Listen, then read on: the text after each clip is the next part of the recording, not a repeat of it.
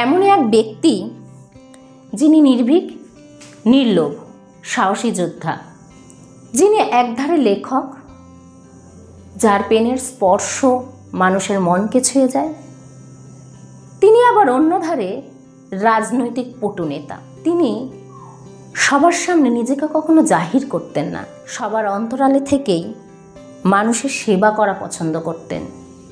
আর এটাই তো আমাদের সবার হওয়া উচিত। তিনি প্রেসের সামনে কখনো সাদা ধুতি পাঞ্জাবি পরে বাকবিতণ্ডায় জড়াতেন না। এমনই এক ব্যক্তিত্বের কথা আজ বলবো। তিনি হলেন উড়িষ্যার প্রাক্তন মুখ্যমন্ত্রী নবীন পট্টনায়ক মহাশয়। নমস্কার বন্ধুরা, আপনাদের সঙ্গে আমি Priyanka Nandi. Welcome to our YouTube channel PP travel buddy. 1946 সালের 16ই অক্টোবর ওড়িশার কটক শহরে তিনি জন্মগ্রহণ করেছিলেন। তার পিতা ছিলেন প্রাক্তন মুখ্যমন্ত্রী বিজু পট্টনায়ক এবং মাতা ছিলেন জ্ঞানদেবী। তিনি দেরাদুনের ওয়েলহাম বয়েজ স্কুলে এবং পরে দুন স্কুল থেকে শিক্ষা গ্রহণ করেন। স্কুলের শিক্ষা শেষ হওয়ার পরেই তিনি চলে যান দিল্লি। সেখান থেকে স্নাতক ডিগ্রি লাভ করেন। যতদূর জানা যায় তার বন্ধুত্বের সংখ্যা খুব বেশি ছিল না। তিনি সঞ্জয় গান্ধীর সহপাঠীও ছিলেন। প্রথম জীবনে তিনি রাজনৈতিক জীবনে আসার কথা কখনো ভাবেননি বা কোনোভাবেই তিনি রাজনৈতিক কোনো দলের সাথেই যুক্ত ছিলেন না। কিন্তু তার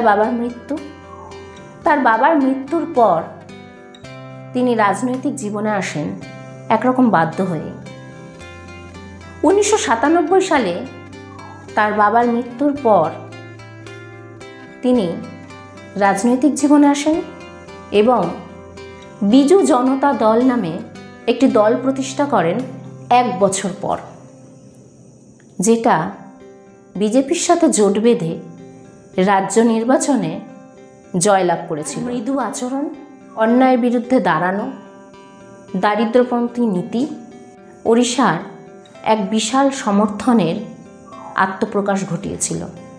রাজ্যের মানুষ তাকে আপন করে নিয়েছিল তার ব্যক্তিগত জীবনধারা এবং বস্তুগত সম্পদ থেকে বিচ্ছিন্ন থাকতে দেখে।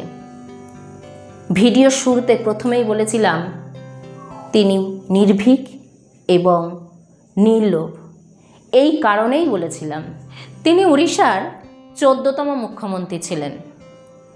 2023 সাল পর্যন্ত তিনি ক্ষমতায় অধিষ্ঠিত ছিলেন। এখনো পর্যন্ত ওড়িশার দীর্ঘমেয়াদী মুখ্যমন্ত্রী তিনি।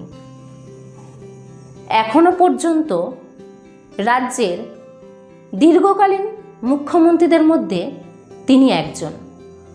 2 দশকের সময় বেশি ধরেও মুখ্যমন্ত্রী পদে অধিষ্ঠিত ছিলেন। তিনি যতদিন ক্ষমতায় ছিলেন ততদিন কিন্তু প্রতিবেশী রাজ্যের সাথে সমন্বয় রেখে গেছেন।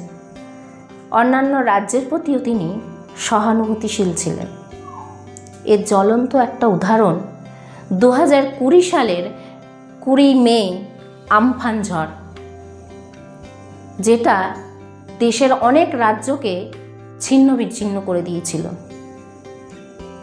নবীন পট্টনায়ক স্যার তার রাজ্যকে যেমন বাঁচিয়েছিলেন, প্রত্যেকটা মানুষের পাশে ছিলেন, তেমনি আমাদের রাজ্য পশ্চিমবঙ্গের পাশেও তিনি ছিলেন। তিনি একটা দল পাঠিয়েছিলেন আমাদের রাজ্যে ত্রাণ কার্যে সহায়তা করার জন্য।